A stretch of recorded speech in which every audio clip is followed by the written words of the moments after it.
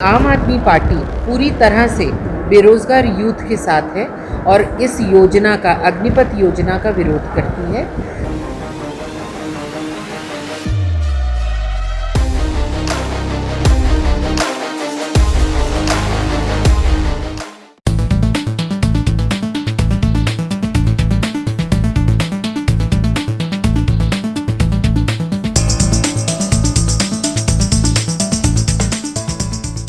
जैसा कि हम सब जानते ही हैं कि अग्निपथ योजना जो है उसका विरोध जो बेरोज़गार हमारे यूथ है वो सड़कों पर उतर कर रहा है और इसका विरोध हमारे राष्ट्रीय संयोजक जो हैं अरविंद केजरीवाल जी ने भी कहा है कि इसको 4 साल में बांधना ठीक नहीं है।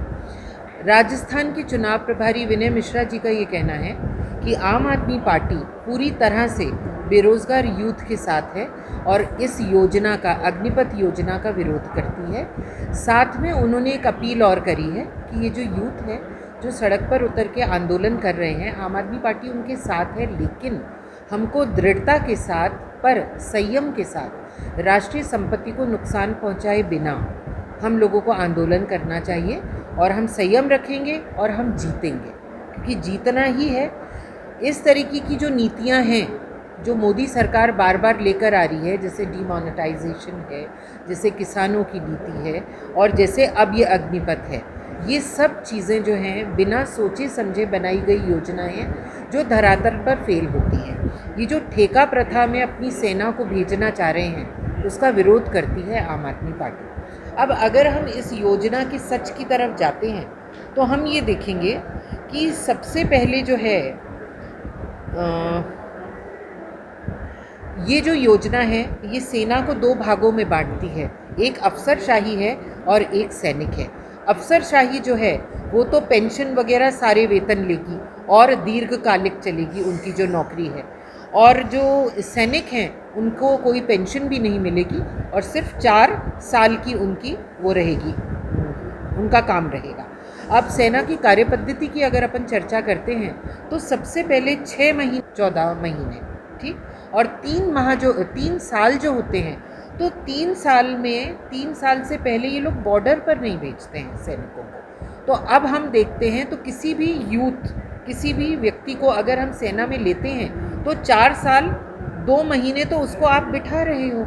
इसका क्या मतलब हुआ कि जनता के जो टैक्स का पैसा है एक तो वो वेस्ट हो रहा है, प्लस जो आदमी बहुत दिल से अपने देश की सेवा करने के लिए निकला है उसकी वो जो इच्छाएं हैं उनकी पूर्ति नहीं हो रही है, वो सब खत्म हो रहा है।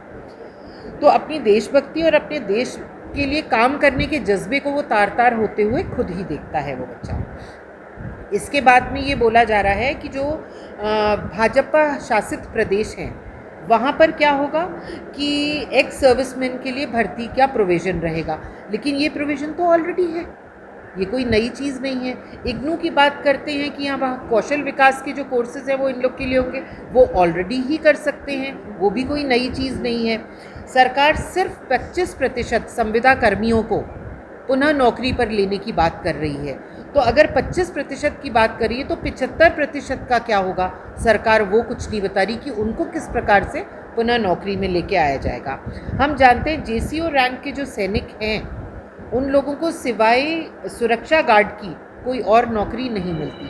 सुरक्षा गार्ड को ऑन पेपर्स तो 25,000 रुपये मिलते हैं, लेकिन सच्चाई आप और मैं जानते हैं कि 7 या 8 हज़ार से 10,000 से ज़्यादा कुछ भी किसी को नहीं मिलता इन सुरक्षा गार्ड को।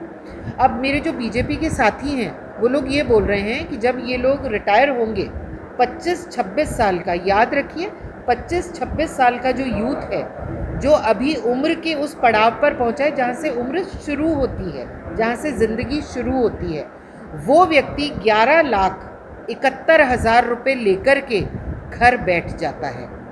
और बीजेपी वाले क्या बोल रहे हैं मेरे साथी, वो ये बोल रहे हैं कि 11,71,000 इस उम्र के अंदर किसको देखने को मिलते हैं। तो मैं सिर्फ उनको एक चैलेंज दे रही हूँ कि आप ADA अप्रूव्ड 100 गज का प्लॉट 11,71,000 में खरीद कर बता दीजिए। घर तो बहुत दूर की बात है, इन बेचारों के पास कुछ भी नहीं है। सरकार उनको बेवकूफ़ बना रही है। अब आंकड़ों के खेल की बात करते हैं तो ये आंकड़े का खेल सिर्फ और सिर्फ चुनावों के लिए किया जा रहा है कि कुछ लाख नौकरियां हमने दी हैं और कुछ भी नहीं है ये। तो मोदी सरकार लोगों को आंख में धूल झोंकने का काम कर रही है। मोदी जी को हम वर्तमान का मोहम्मद बिन तुगलक बोल सकते हैं।